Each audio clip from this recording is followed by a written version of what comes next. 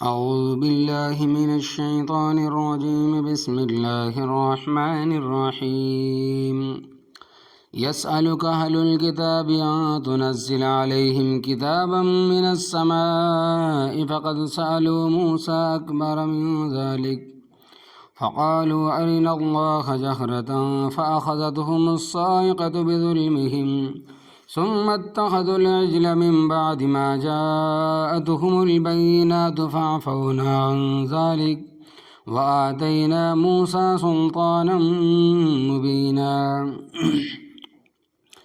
ورفعنا فوقهم الطور بميثاقهم وقلنا لهم ادخلوا الباب سجدا وقلنا لهم لا تعدوا في السبت وأخذنا منهم ميثاقا غليظا فبما نقضهم ميثاقهم وكفرهم بآيات الله وقتلهم الأنبياء بغير حق وقولهم قلوبنا غلف بل طبع الله عليها بكفرهم فلا يؤمنون إلا قليلا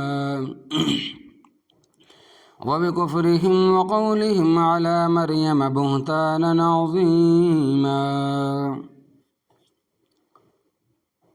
صدق اللہ العظیم۔ آیت 6 سورۃ النساء آیت نمبر 153 تا 156۔ لفظی ترجمہ: یسألک اہل الکتاب، سوال کرتے ہیں آپ سے کتاب والے، ان اس بات کا کہ تنزل آپ اتارے، علیہم ان پر، کتاب من السماء کتاب آسمان کی طرف سے، فقد سألوا پس تحقیق ان کے بڑوں نے سوال کیا، موسیٰ علیہ السلام سے، حضرت موسیٰ علیہ السلام سے، اکبر من ذالک اس سے بھی بڑی چیز کا، فقالوا پس انہوں نے کہا کہ ارنا اللہ دکھا ہمیں اللہ تبارک و تعالی آنکھوں سے، جہرتاً سامنے، فأخذتهم الصاعقۃ پس پکڑا ان کو بجلی نے، بظلمہم ان کے ظلم کی وجہ سے، ثم اتخذوا العجل من بعد ما جاءتهم البینات پھر بنا لیا انہوں نے بچھڑے کو معبود، بعد اس کے کہ پہنچ چکی ان کے پاس واضح دلیلیں، فعفونا عن ذلک پس ہم نے اس سے بھی درگزر کیا، وآتینا موسیٰ اور دیا ہم نے حضرت موسیٰ علیہ السلام کو، سلطانا مبینا کھلا غلبہ، ورفعنا اور ہم نے بلند کیا، فوقہم الطور ان پر طور کو، بمیثاقہم ان کے وعدے کی وجہ سے، وقلنا لہم اور ہم نے کہا ان سے، ادخلوا الباب داخل ہو جاؤ دروازے سے، سجداً سجدہ کرتے ہوئے، وقلنا لہم اور ہم نے کہا ان سے، لا تعدوا فی السبت تجاوز نہ کرنا ہفتے والے دن، واخذنا منہم اور لیا ہم نے ان سے، میثاقا غلیظا بڑا مضبوط وعدہ، فبما نقضہم بے وجہ ان کے توڑنے کے، میثاقہم اپنے پختہ وعدے کو، وکفرہم بآیات اللہ اور بے وجہ ان کے کفر کرنے کے اللہ تبارک و تعالی کی آیتوں کے ساتھ، وقتلہم الانبیاء اور بے وجہ ان کے قتل کرنے کے اللہ تبارک و تعالی کے نبیوں کو، بغیر حق ناحق، وقولہم اور ان کے اس قول کی وجہ سے، قلوبنا غلف کہ ہمارے دل غلافوں میں ہیں، پردے میں ہیں، ہمارے دل پردے میں ہیں، بل طبع اللہ علیہا بلکہ اللہ تبارک و تعالی نے مہر لگا دی ان کے دلوں پر، بکفرہم ان کے کفر کی وجہ سے، فلا یؤمنون الا قلیلا پس نہیں ایمان لاتے مگر بہت تھوڑے، وبکفرہم اور ان کے انکار کی وجہ سے، وقولہم اور ان کے اس قول کی وجہ سے، علی مریم حضرت مریم علیہ السلام پر، بہتان عظیماً بہت بڑا بہتان باندھا انہوں نے، محترم حضرات، ماں اور بہنوں، اس سے پہلے کی تفسیر آپ نے سنی ہے۔ اب ان آیات میں اللہ تبارک و تعالیٰ نے یہود کی شرارتوں، ناانصافیوں، بہتان تراشیوں کا ذکر فرمایا ہے۔ کچھ ہاتھوں کا ذکر تو آج کی آیات میں ہے، کچھ باتوں کا ذکر جو اس سے پہلے کچھ باتیں آئی، کچھ آج کی آیات میں ہے۔ جو یہودیوں کا ذکر ہے، نصرانیوں کا ناانصاف، بہتان تراشیوں کا جو ذکر ہے، کچھ باتوں کا ذکر تو انشاءاللہ تبارک و تعالی آج کی آیات میں آئے گا، اور کچھ کا ذکر اگلے حصے میں آئے گا انشاءاللہ۔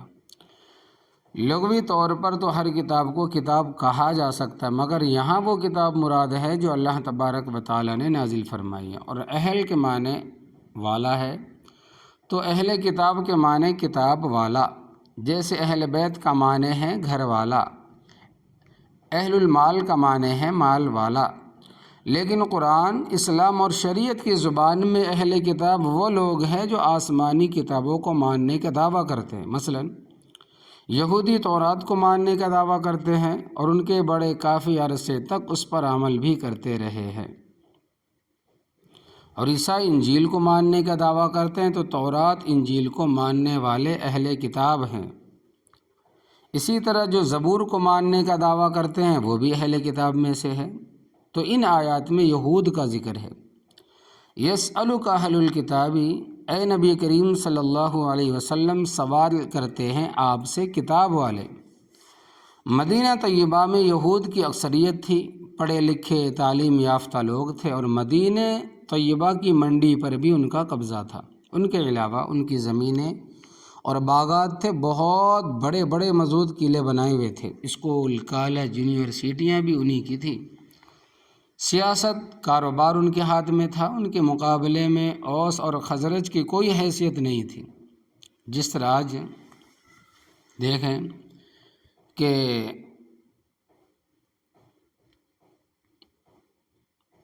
یہ ملک ہندوستان آزاد ہونے سے پہلے انگریزوں کے قبضے میں تھا۔ پہلے تجارت پر انگریزوں کا قبضہ تھا، اکا دکا دکان مسلمان کی بھی ہوتی تھی۔ یہودیوں کا ایک وفد نبی کریم صلی اللہ علیہ وسلم کی خدمت میں آیا اور سوال کیا کہ تم نے نبوت کا دعویٰ کیا ہے؟ تو آپ صلی اللہ علیہ وسلم نے فرمایا کہ میں نے از خود دعویٰ نہیں کیا، بلکہ اللہ تبارک و تعالی نے مجھے نبی بنایا ہے۔ کہنے لگے اگر تم نبی ہو تو پھر یہ تھوڑی تھوڑی آیات تم پر کیوں نازل ہوتی ہے؟ ایک ہی دفعہ کتاب لاؤ، جس طرح حضرت موسیٰ علیہ السلام لائے تھے۔ تو یہ سوال ان کا غلط تھا، کیونکہ احکامات اکٹھے نازل ہوں یا تھوڑے تھوڑے، اصل تو ان کو تسلیم کرنا اور اس پر عمل کرنا مقصد ہے۔ اور حضرت موسیٰ علیہ السلام جب کوہ طور سے تورات 10 تختیوں میں اکٹھی لے کر آئے تھے، تو ان کے بڑوں نے تو اس کو ماننے سے انکار کر دیا تھا اور کہا تھا کہ ہم اس پر عمل نہیں کر سکتے، اور کچھ الٹی سیدھی باتیں بھی کی تھی، جس کا ذکر انشاءاللہ آگے آئے گا۔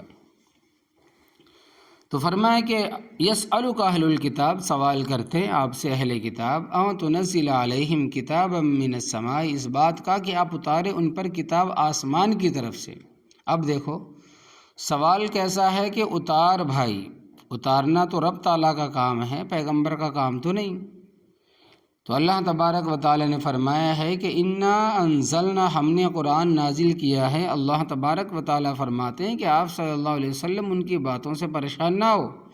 فقد سألوا موسیٰ اکبر من ذلک، پس تحقیق ان کے بڑوں نے سوال کیا حضرت موسیٰ علیہ السلام سے اس سے بھی بڑی چیز کا۔ کتاب آسمان سے اتارنا بھی بڑی چیز ہے، مگر ان کے بڑوں نے تو اس سے بڑا سوال کیا، کیا؟ فقالوا ارنا اللہ جہرتاً، پس انہوں نے کہا کہ دکھا ہمیں اللہ تبارک و تعالی سامنے آنکھوں سے، یعنی کہ کہنے لگے کہ ہم اللہ تبارک و تعالی کو اپنی آنکھوں سے دیکھنا چاہتے ہیں، آپ ہمیں دکھا دیں۔ حضرت موسیٰ علیہ السلام سے بنی اسرائیل والے سوال کرتے ہیں۔ ہوا اس طرح کہ حضرت موسیٰ علیہ السلام جب تورات لے کر ان کے پاس آئے تو کہنے لگے کہ اس میں تو بڑے بڑے مشکل احکامات ہیں، ان پر ہم عمل نہیں کر سکتے، اور یہ معلوم نہیں کہ اللہ تبارک و تعالیٰ کی طرف سے ہے یا تم خود وہاں بیٹھ کر لکھتے رہے ہو، لہٰذا یہ کتاب واپس لے جاؤ اور کوئی نرم سی کتاب لاؤ یا اس میں ترمیم کراؤ، تبدیلی کراؤ، نرم سی کتاب جس میں احکامات نرم ہو۔ ان حالات میں حضرت موسیٰ علیہ السلام نے اللہ تبارک و تعالیٰ کی بارگاہ میں عرض کیا کہ اے پروردگار، اس بیوقوف قوم کا کیا علاج کروں؟ اللہ تبارک و تعالیٰ نے فرمایا کہ اس میں سے 70 آدمیوں کو چنو، انتخاب کر کے، منتخب کر کے توحید طور پر لاؤ، میں کلام کروں گا جسے یہ خود اپنے کانوں سے سنیں گے اور واپس جا کر قوم کو گواہی دیں گے کہ ہم نے خود سنا ہے۔ یہ اللہ تبارک و تعالیٰ کا کلام ہے، لہٰذا اس پر عمل کرو۔ اس کا ذکر سورہ اعراف میں آتا ہے کہ وَاخْتَارَ مُوسَىٰ قَوْمَهُ 70 رَجُلًا لِّمِيقَاتِنَا، اور منتخب کیے حضرت موسیٰ علیہ السلام نے اپنی قوم میں سے 70 آدمی ہمارے وعدے کے وقت پر لانے کے لیے۔ تو حضرت موسیٰ علیہ السلام 70 آدمی ساتھ لے گئے اور ان کی موجودگی میں اللہ تبارک و تعالیٰ سے درخواست کی کہ اے پروردگار، یہ لوگ میرے ساتھ آئے ہیں اور تو نیتوں سے خوب واقف ہے۔ یہ کہتے ہیں کہ تورات کے احکام بہت سخت ہے، ہم ان پر عمل نہیں کر سکتے، ہمیں کوئی آسان کتاب عطا فرما۔ اللہ تبارک و تعالیٰ نے فرمایا کہ میں حکیم بھی ہوں، علیم بھی ہوں، خبیر بھی ہوں۔ میں نے جو احکام دیے ان میں کوئی بھی ایسا حکم نہیں ہے جو تمہاری طاقت سے باہر ہو، کیونکہ اللہ تبارک و تعالیٰ کا قانون ہے کہ لا یکلف اللہ نفسا الا وسعها، نہیں تکلیف دیتا اللہ تبارک و تعالیٰ کسی نفس کو مگر اس کی طاقت کے مطابق، چونکہ انہوں نے آزاد زندگی بسر کی ہے، یہ عبادتیں انہوں نے پہلے نہیں کی، اس لیے ان کو دشوار نظر آ رہی ہے۔ اور یہ بات ظاہر ہے کہ جس نے آزادانہ زندگی بسر کی ہو اس پر جب پابندی لگے گی تو اسے تکلیف ہوگی۔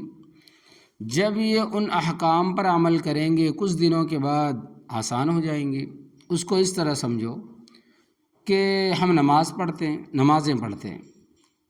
آج صبح ہم سب اٹھے، وضو کیا ہے، نیند چھوڑی ہے، نماز پڑھی ہے، اور بیٹھ کر کیا کر رہے ہیں؟ ہم لوگ درس سن رہے ہیں، عورتیں بھی درس سن رہی ہیں۔ تمہیں کوئی مشکل تو پیش نہیں آئی، کوئی تکلیف تو نہیں ہوئی، کوئی ایسا کام تو نہیں کیا جو تمہارے بس میں نہیں ہے، اور ایسے بدبخت بھی ہے جو ابھی تک سو رہے ہیں۔ بولو براز کی ضرورت پیش آئے گی تو اٹھیں گے، ہگنے موتنے کی ضرورت پیش آئے گی تو اٹھیں گے، یا دفتروں میں جانے کے وقت اٹھیں گے، ناشتہ کریں گے، کام پر چلے جائیں گے۔ ان کو نماز کے لیے اٹھنا پہاڑ سے بھی زیادہ بھاری نظر آتا ہے، کیونکہ انہوں نے اس کی عادت ہی نہیں بنائی۔ تو فرمایا کہ اس پر عمل کرو، اگر تمہارے سے کوئی غلطی ہو گئی تو میں معاف کروں گا۔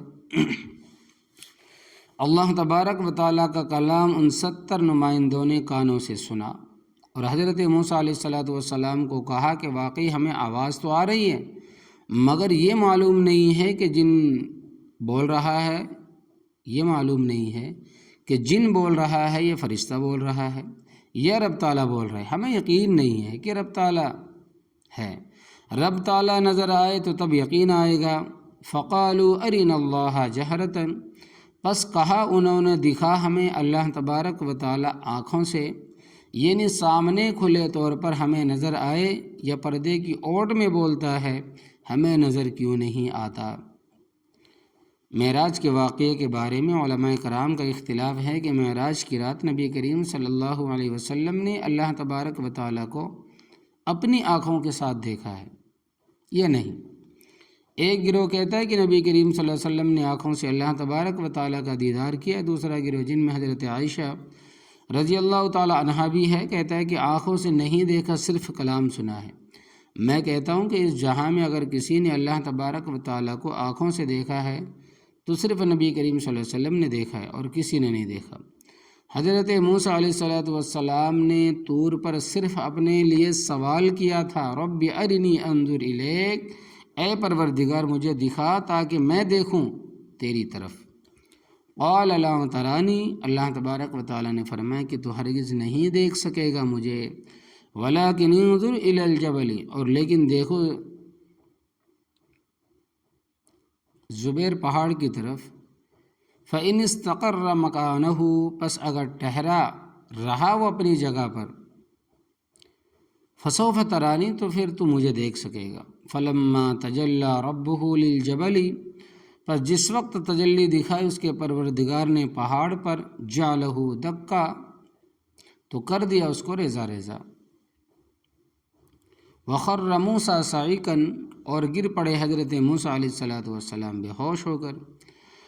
हदीस पाक में आता है कि ये छोटी उंगली है जिसको चिच्ची कहते हैं, उसके पोटे के बराबर अल्लाह तबारक व तआला ने नूर डाला तो पहाड़ रेज़ा रेज़ा हो गया और हज़रत मूसा अलैहिस्सलातु वस्सलाम बेहोश होकर गिर पड़े। फलम्मा अफाका, पर जब हज़रत मूसा अलैहिस्सलातु वस्सलाम को होश आया, क़ाल सुब्हानक तुब्तु इलैक, कहा पाक है तेरी ज़ात, मैं तौबा करता हूँ तेरे सामने, मैंने बेजा सवाल किया है, मुझे माफ़ कर दे मेरे परवरदिगार। इस जहाँ में तो हज़रत मूसा अलैहिस्सलातु वस्सलाम को दीदार न हुआ, तुम किस बात की मूली हो कि कहते हो कि हमें अल्लाह तबारक व तआला सामने नज़र आए। हाँ, अगले जहाँ में अल्लाह तबारक व तआला का दीदार हक़ है, कुरान करीम से भी साबित है कि हदीस से भी साबित है और इजमा उम्मत से भी साबित है। मोमिनों को अल्लाह तबारक व तआला का दीदार होगा, मोमिनों के लिए उससे बड़ी खुशी और कोई चीज़ नहीं होगी। फिर किसी को दिन में 2 दफ़ा, किसी को दिन में 1 दफ़ा दीदार नसीब होगा और किसी को हफ्ते के बाद। जिस कदर ईमान, आमाल और अखलाक है उनके मुताबिक अल्लाह तबारक व तआला का जन्नत में दीदार होगा। जब उन्होंने कहा कि आवाज़ तो आ रही है मगर ये मालूम नहीं कि जिन है कि फरिश्ते की आवाज़ है या रब ताला की, लिहाजा हमें अल्लाह तबारक व तआला सामने आँखों से दिखा, तो उस गुस्ताखी पर फ़अख़ज़तहुम अस्साइक़तु बिज़ुल्मिहिम, बस पकड़ा उनको बिजली ने, उनके जुल्म की वजह से उन पर बिजली पड़ी। पहले पारे में भी है और 9वें पारे में भी है कि 70 के 70 सारे ही मर गए। हज़रत मूसा अलैहिस्सलातु वस्सलाम ने अर्ज़ किया कि ए परवरदिगार, उनको तो मैं अपनी तायीद के लिए लाया था, जब मैं अपनी कौम में वापस जाऊंगा और उनमें से कोई भी मेरे साथ नहीं होगा तो मैं कौम को क्या जवाब दूंगा। अतुहलिकुना बिमा फ़अल सुफ़हाउ मिन्ना, क्या तू हलाक कर देगा हमें इस फ़ैल की सज़ा में जो हम में से बेअक़ल लोगों ने किया है, उसको माफ़ कर दे परवरदिगार। इन्ना हुदना इलैका, हमने तेरी तरफ रुजू किया है। पहले पारे में है कि सुम्मा बासनाकुम मिन बादि मौतिकुम लअल्लकुम तशकुरून, फिर हमने तुमको ज़िंदा किया तुम्हारे मरने के बाद। तो जब उन पर इकट्ठी किताब नाजिल हुई थी तो उसको उन्होंने तस्लीम कर लिया था कि अब आप सल्लल्लाहु अलैहि वसल्लम से सवाल करते हैं कि आप उन पर आसमान से किताब उतारें। सुम्मा तख़दुल इजला, फिर उन्होंने बना लिया बछड़े को माबूद। हज़रत मूसा अलैहिस्सलातु वस्सलाम तौरात लेने के लिए कोह तूर पर तशरीफ़ ले गए। 30 रातों का वादा था, रोज़ाना एक एक तख्ती मिलती थी। फिर अल्लाह तबारक व तआला ने 10 रातें मज़ीद बढ़ा दी। फ़तम्म मीक़ातु रब्बिही 40 लैला, बस पूरी हो गई मुद्दत उसके परवरदिगार की 40 रातें। उन 40 दिनों में हज़रत मूसा अलैहिस्सलातु वस्सलाम की बिरादरी के एक आदमी ने, जिसका नाम मूसा बिन ज़फ़र था और कबीला बनो सामिरा में से था, ने कौम को गुमराह कर दिया। उसने ही कौम को गुमराह किया था। हुआ इस तरह के बहर कुलज़ुम में फ़िरौनी लश्कर के गर्क होने के मौके पर हज़रत जिब्राईल अलैहिस्सलातु वस्सलाम जिस घोड़े पर सवार होकर आए थे, वो घोड़ा जिस जगह पाँव रख कर उठा था वहाँ सब्ज़ उग जाता। वो घोड़ा जिस जगह पाँव रख कर उठा था वहाँ सब्ज़ा उग जाता, यानी हरी हरी हरियाली उग जाती। तो उस सामिरी ने वहाँ से थोड़ी सी मिट्टी उठा ली और अपने पास रख ली। जब बनी इसराइलियों ने वो सोना चांदी जो तिब्बतियों से मांग कर लाए थे फेंका, सामिरी ने उस सोने चांदी का बछड़ा बनाया और उसके मुंह में वो मिट्टी डाली तो बछड़ा टाँ टाँ करने लग गया, यानी आवाज़ निकालने लग गया जिस तरह बछड़े करते हैं। सामिरी ने कहा, ये जो बछड़े के अंदर बोल रहा है ये रब है, उसकी पूजा करो।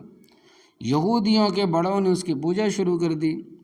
حضرت موسیٰ علیہ الصلوۃ والسلام جب تشریف لائے تو پہلے تو حضرت ہارون علیہ الصلوۃ والسلام کی خبر لی، ان کی داڑھی اور سر کے بال پکڑ کر کھینچا کہ تمہارے سامنے قوم کیا کر رہی ہے، تم کہاں تھے، روکا کیوں نہیں؟ حضرت ہارون علیہ الصلوۃ والسلام نے کہا کہ اے میری ماں کے بیٹے، میرا کوئی قصور نہیں ہے۔ موسیٰ علیہ الصلوۃ والسلام کا مزاج جلالی تھا اور حضرت ہارون علیہ الصلوۃ والسلام کا مزاج جمالی تھا۔ مزاج اپنا اپنا ہوتا ہے، جیسے حضرت آدم علیہ الصلوۃ والسلام کے بیٹے کا قابیل کا مزاج اور تھا، حابیل کا مزاج اور تھا۔ حضرت نوح علیہ الصلوۃ والسلام کے بیٹے کنعان کا مزاج اور تھا، اور باقی 3 بیٹوں کا مزاج اور تھا، باپ ایک ہی ہے۔ حضرت ہارون علیہ الصلوۃ والسلام نے فرمایا کہ میں تو یہاں تک روکا اور سمجھایا کہ قادو یقتلون النبی، قریب تھا کہ وہ مجھے قتل کر ڈالتے، تو ان کے بڑوں نے بچھڑے کو اللہ بنا لیا۔ من بعد ما جاءتهم البینات، بعد اس کے کہ پہنچ چکی ان کے پاس واضح دلیل ہے۔ بہت سارے معجزات بنی اسرائیل دیکھ چکے تھے، دریا کا پھٹنا دیکھا، من و سلوا کا اترنا وغیرہ دیکھا۔ فعفونا عن ذلک، اور پس ہم نے ان سے بھی درگزر کیا۔ وآتینا موسیٰ سلطانا مبینا، اور دیا ہم نے حضرت موسیٰ علیہ الصلوۃ والسلام کو کھلا غلبہ۔ یہودیوں کی اور شرارت کہ یہودی جس وقت وادی طیٰ میں پہنچے، جس کو آج کل کی جغرافیے میں وادی سینا کہتے ہیں، یہ 36 میل لمبا اور 24 میل چوڑا بڑا میدان ہے، سطح سمندر سے تقریباً 4000 فٹ بلندی پر ہے۔ 1947 کی جنگ میں پوری وادی پر یہودیوں نے قبضہ کر لیا تھا۔ اس کا کچھ حصہ رونے دھونے سے مصر کو واپس مل گیا تھا، مگر وہ حصہ جو فوجی اہمیت کا حامل ہے ابھی تک نہیں ملا، یہودیوں کے پاس ہے۔ تو بنی اسرائیل جب وادی سینا میں پہنچے تو کہنے لگے ہمارے لیے کوئی قانون، کوئی ضابطۂ حیات ہونا چاہیے، کیونکہ کوئی قوم بغیر قانون کے زندگی بسر نہیں کر سکتی۔ اللہ تبارک و تعالیٰ نے ان کے مطالبہ پر تورات عطا فرمائی۔ موسیٰ علیہ الصلوۃ والسلام نے ان کو پڑھ کر سنائی تو کہنے لگے کہ اس پر ہم تو عمل نہیں کر سکتے، اس کے حکام تو بہت مشکل ہے۔ تو اللہ تبارک و تعالیٰ فرماتے ہیں کہ وَرَفَعْنَا فَوْقَهُمُ الطُّورَ، اور ہم نے بلند کیا ان پر طور کو۔ اللہ تبارک و تعالیٰ نے کوہ طور کو ان کے سروں پر لٹکا دیا، جس طرح یہ چھت ہمارے سروں پر ہے۔ بِمِثَاقِهِمْ، ان کے وعدے کی وجہ سے۔ دین میں جبر نہیں ہے۔ قرآن پاک میں آتا ہے کہ لا اکراہ فی الدین، دین میں کوئی زبردستی نہیں ہے۔ ان کی سروں پر کوہ طور لٹکا کر تسلیم کرنے پر اس لیے مجبور کیا گیا کہ انہوں نے عہد شکنی کی تھی، وعدے کو توڑا تھا۔ پہلے خود مطالبہ کیا تھا کہ ہمارے لیے کوئی قانون لائے جس پر ہم عمل کریں، جب کتاب آ گئی تو کہنے لگے کہ اس کے حکام بڑے مشکل ہیں، ہم ان پر عمل نہیں کر سکتے۔ تو اس عہد شکنی کی وجہ سے طور یہاں ان کے سروں پر لٹکایا گیا، ورنہ ابتداً تم کسی کافر کو اسلام لانے پر مجبور نہیں کر سکتے۔ تبلیغ کر سکتے ہو، راستہ دکھا سکتے ہو، ترغیب دے سکتے ہو، تلوار کے زور پر اس کو مسلمان نہیں بنا سکتے، لیکن اگر کوئی شخص مسلمان ہو جانے کے بعد الیاذ باللہ مرتد ہو جائے تو اس کی سزا قتل ہے۔ من بدل دینہ فقتلہ، کیونکہ اس نے رب تعالیٰ کے ساتھ عہد کر کے توڑ دیا ہے، لہٰذا یہ سزا عہد شکنی کی وجہ سے ہے، جبر نہیں ہے۔ ان کی بد عہدی کا ایک اور واقعہ، حضرت موسیٰ علیہ الصلوۃ والسلام کے بعد اللہ تبارک و تعالیٰ نے حضرت یوشع بن نون علیہ الصلوۃ والسلام کو نبی بنایا، اور وادی تیہ میں پابندی کے 40 سال بھی مکمل ہو گئے اور نئی پوت جوان ہو چکی تھی۔ حضرت یوشع علیہ الصلوۃ والسلام نے فرمایا کہ اب تم اس شہر بیت المقدس میں داخل ہو جاؤ سجدہ کرتے ہوئے۔ پہلے زمانے میں شہروں کے دروازے ہوتے تھے، جس طرح ہمارے دیکھیں بڑے بڑے جو محلات ہوتے ہیں اس میں دروازے ہیں، یا پھر آپ پارک میں دروازے دیکھیں، ایمن آبادی دروازہ ہے۔ اسی طرح آپ دیکھیں کہ اس سے پہلے جب ملک بٹوارہ نہیں ہوا تھا تو لاہوری دروازہ بھی ہے وغیرہ۔ اسی طرح لاہور میں دہلی دروازہ تھا، ملتانی دروازہ تھا۔ حکم ہوا کہ تم اس دروازے سے شہر میں داخل ہو جاؤ، مگر سجدہ کرتے اور زبان سے کہو حتتن، اے اللہ ہمارے گناہ معاف فرما دے۔ مگر یہودیوں نے دونوں حکموں کی نافرمانی کی، سجدے کی بجائے چوتڑوں کے بل گھسیٹتے بچوں کی طرح داخل ہوئے، اور حتتن کی بجائے حنتتن ہمیں گندم چاہیے کہتے ہوئے داخل ہوئے، یعنی فعل کی بھی اور قول کی بھی نافرمانی کی۔ یہ ان کی نسل میں سے ہے جو آپ صلی اللہ علیہ وسلم پر اعتراض کرتے ہیں، لہٰذا ان کے سوالوں سے پریشان ہونے کی ضرورت نہیں ہے۔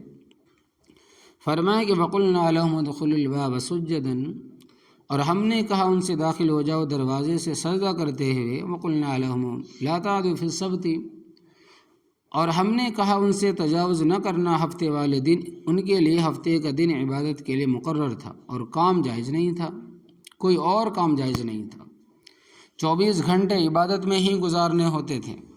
ان کی تاریخ رات کے 12:01 پر بدلتی ہے۔ مثلا آج جمعے کا دن ہے، سورج غروب ہونے کے بعد رات کو 12:01 پر تاریخ بدل جائے گی، اور اگلی رات 12 بجے تک یہی تاریخ رہے گی، اور اسلامی تاریخ سورج کے غروب ہونے کے ساتھ ہی بدل جاتی ہے۔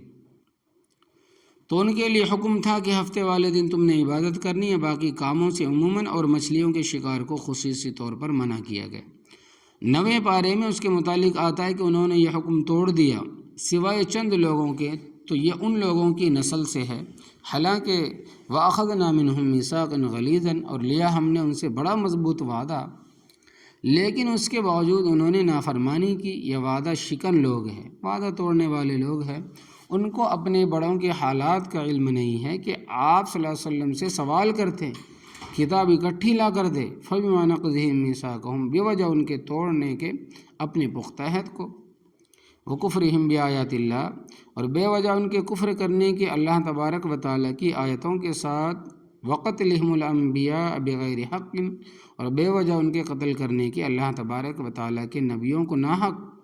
حضرت یحییٰ علیہ السلام کو قتل کیا، حضرت زکریا علیہ السلام کو انہوں نے قتل کیا یہودیوں نے، بلکہ ایک روایت میں ہے کہ ایک علاقے میں 43 قومیں رہتی تھی، ان کی طرف 43 پیغمبروں کو مبعوث کیا گیا، انہوں نے ان سب کو ایک دن میں شہید کر دیا، اور 170 ان کے حواریوں اور صحابیوں کو شہید کر دیا جو پیغمبروں کی حمایت کے لیے آئے تھے۔ ان کا ذکر 3 پارے میں ہے۔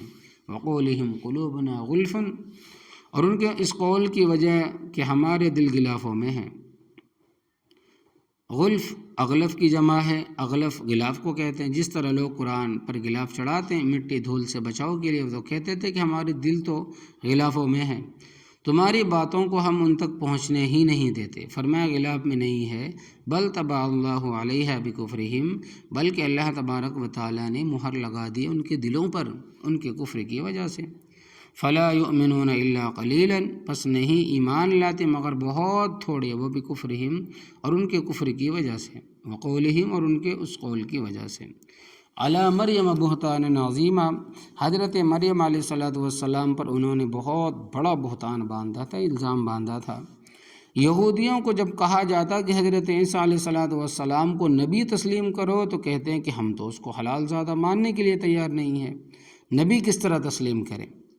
حضرت مریم علیہ السلام پر بہتان لگاتے تھے کہ وہ بدکار تھی، نعوذ باللہ من ذالک۔ آپ صلی اللہ علیہ وسلم سے مطالبہ کرنے والے لوگ یہ ہیں، لہذا ان کی باتوں سے متاثر ہونے کی ضرورت نہیں ہے۔ تمہیں کہتے ہیں کہ کتاب اکٹھی لا کر دو، جبراً اکٹھی لا کر دی گئی تھی، اس وقت ان کے